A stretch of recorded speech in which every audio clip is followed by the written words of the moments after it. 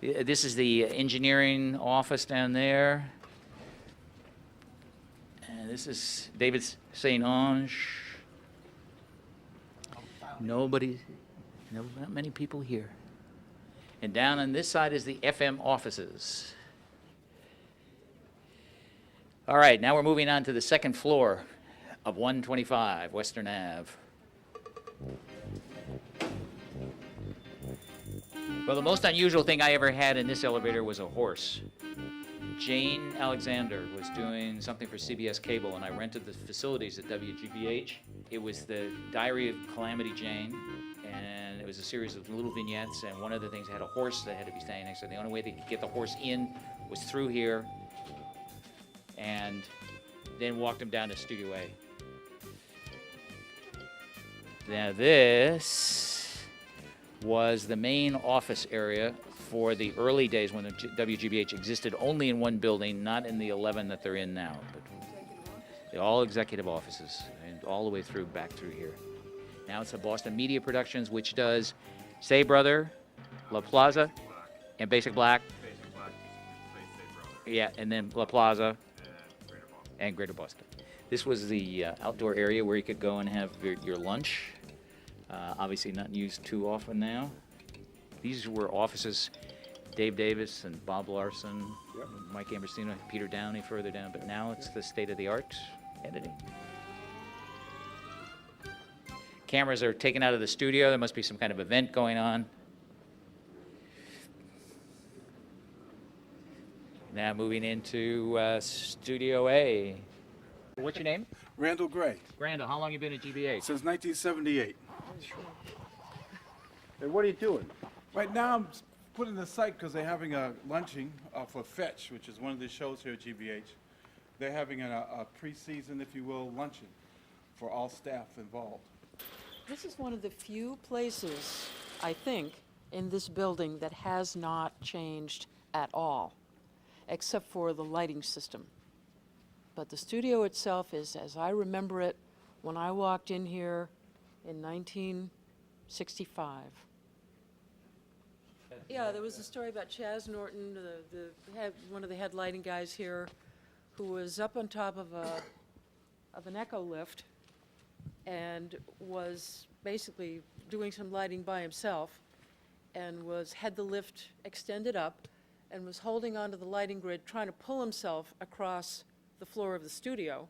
And as the story goes, the echo lift went out from underneath him, and somehow somebody discovered him hanging from the grid and got him down. When the building was under construction, I told Hartford Gunn that he could have a visitor walk in the front door, go down the hall, go up the elevator, go into his office, and think he could be in a shoe factory. Never know that this was a TV station at all because nothing was visible. I strongly suggested, and he agreed, that we put a window into Studio A right in front of his office. And that is the Michael Ambrosino Memorial Window. Of course, that was before the building was finished. As Studio A was finished, what was the first thing that was done? Well, they bought a big cyc, and they covered up the window. Just like that. So they put a announce board on the other side of the window, and they had little announcements that were there. I don't know how much that cost WGBH, but I've always considered it my window. All right, let's do a quick tour. Right here, I remember this was Lotta Lenya doing a performance right there, Lotta Lenya. I remember right here, Leonard Bernstein, Bernstein, conducting with an orchestra here and one in Studio B. Over here, the Coasters brought them in here to do, what was the name of that? Yeah. Mother's Little Network. Over here, Livia, help me. Oh, it was David Silver sitting with the guy from Transcendental Meditation. Here, this is where I remember Henry Morgenthau giving his speech at the 2000 reunion, in which he said WGBH did mediocre programs, but they gave really first-class sex. Well, he said, no, not first class, maybe economy. Pete Seeger, right over here, doing a show called Two Links of a Chain. French chef, Julia Child, right there, right here, Her counter was right about here, right. back of the set back there, and then the dining room. Was just about here. The dining room wall was right about here. It's right here. The first time that I ran camera on the French chef, I was running the close-up camera, so I had the camera way up in the air, shooting down on the table, getting the close-up, and they said, "Break one for the dining room," and I broke like this, except I hit Paul Child right there and knocked him almost over to the wall. And that was the last time I ever ran camera on the French chef. Gunther Schuller conducting a modern piece of music. No, it wasn't. It was ragtime. Remember, he brought ragtime. So that took place right here. There's so many memories on every inch of this floor. Bacon in Lemon Sky. Kevin Bacon, Lemon Sky, right there, right of it. David Wilson David Wilson. riding around the studio on a motorcycle for part of one of the What's Happening Mr. Silver programs. That was a program that I threatened I was going to quit my job at GBH because it was way out for me. And that program actually went on to win a Programming Excellence Award. God bless you, Fred. Everywhere in the studio, in every conceivable floor space, we did for 20 years Alistair Cook's Intros to Masterpiece Theater. Right. Alistair tells a great story. For those of you who remember the Intros to Masterpiece Theater, he said he was in Florida giving a lecture one time, and after the lecture, a woman came up to him and said, "You know, I just want to tell you, Alistair, Mr. Cook, that I love your set." And he said, "Well, which one is that?" She said, "Well, one of the bookcases in the armchair." Now, for all of Alistair's time, there was a different set for every series. Every series had its own set, right, Bruce? Right. And it was designed by Fran Mahard and Clint Heitman. The set she may be thinking of was the Muppet, who did Alistair Cookie. That was bookcases in the back and a big wing chair. And he would say, "Hello, I'm Alistair Cookie, and this is Monsterpiece Theater." So I bet that's what she was referring to. He had this odd habit of wanting to have salt on the set all the time. And before he would start, he would take a little salt and put it in his mouth. And I said, do you want some water? He said, no, salt is much better. Salt keeps you wet, keeps you from drying out. And I've always remembered that. Yeah. And helped people to stay wet through many productions. Over here, Abby Hoffman threw LSD across the room on a What's Happening Mr. Silver show. Over here, we had Joan White and Alex Peary in a bed in Stan Vanderbeek's Violence Sonata. It caused the Boston Globe to write an article about a black woman and a white man in bed, and Kevin Kelly, he had great concerns about what we were doing here at Channel 2. Were Lily Tomlin and Danny Aykroyd. Gilda Radner, and Dr. Irwin Corey. Right.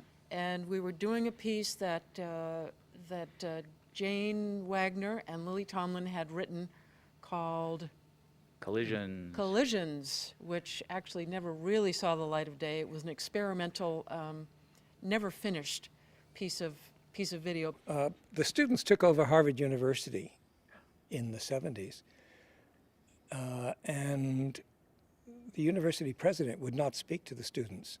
So a member of the Board of Overseers brought a couple of the other Board of Overseers to the WGBH studios, and in an immense table, students and the Board of Overseers discussed what was wrong with Harvard University, and WGBH televised it live for hours on end. We were doing a production with Kurt Vonnegut Jr. called Between Time and Timbuktu. And at Kurt's request, we had Bob and Ray running Mission Control.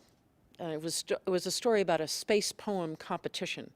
And Bob and Ray were on the set, on camera, and they were trying to recall what Neil Armstrong said when he first stepped on the moon, and they could not get it right.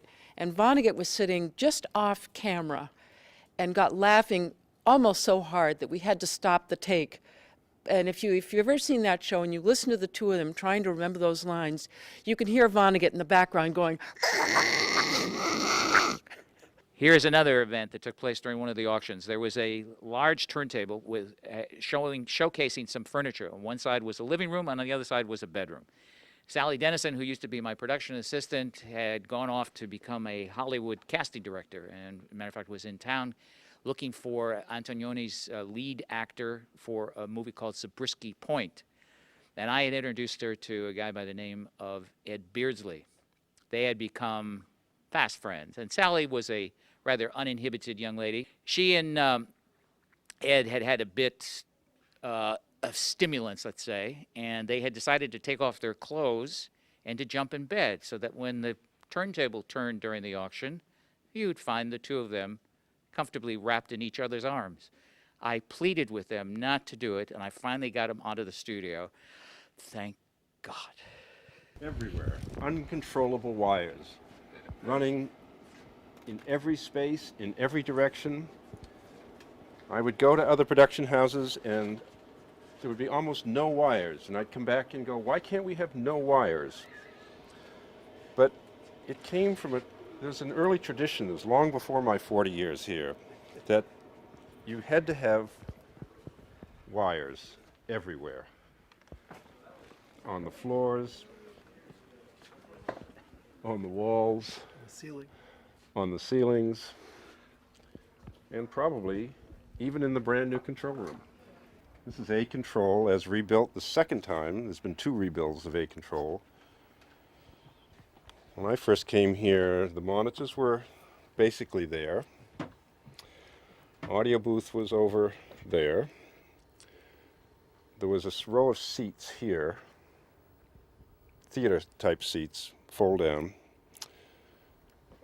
Video was up front next to the wall. If we go up here, we look very closely, we will see masked wires. And I bet if we go down here, we'll say more, although this is not like it used to be in the old days. I get actually feeling very uneasy with this few wires. And they've done a darn good job, I think. Audio is that black hole up there. But I've personally found this control room really easy to work in. It was really done right. The GBH controls are actually modeled on CBS control rooms, if I remember correctly. Correct. But the Yes. layouts were a replica of CBS. Right. Greg Harney came from CBS, and he was production manager, and that kind of influenced all of us. As a matter of fact, most of the directors in the early days, you had a snap to make sure that you got it exactly the right time. I remember one time when Dave Atwood was my switcher on a What's Happening Mr. Silver program called Madness and Intuition, in which we had all kinds of people all over the control room, and they were supposed to yell out when they're bored. We would change the image because the images didn't make any difference. It was based on John Cage's theory that if any sound is music, then any picture could be a television show. And I remember I was going to buy David a rolling pin so that he could go up and down the switcher and keep the things, moving. And we insisted that all of us have take phone calls after the show was over with. And David Silver, the host of the show, took one of them, and the woman said, some older woman, "Please cut that out. You're giving my brain cancer." And one of the really interesting things, David, and I don't know if you remember this, there used to be a guy who would come in here and he would take pictures of us all. He was kind of like a hanger-on. He was, you remember his name, Olivia? Dan Healy. Dan Healy. Usually wore a trench coat. Yeah, usually wore a trench coat and used to take pictures. We just thought it was just another one of those hangers-on because we always had all kinds of people hanging around. We kept the doors open. We thought it was fun. Years later, I caught a plane out of New Jersey, and the fog came in and closed us down. We had to take a car, and I ended up in the car with Dan, and he then told me the real story. He was Army intelligence. Oh, come on. Yep. Yep. They had a dossier on us. No. Yep. You're telling this on videotape, Fred. I'm telling you the truth. I'm telling you what he told me. That's why he was taking the pictures.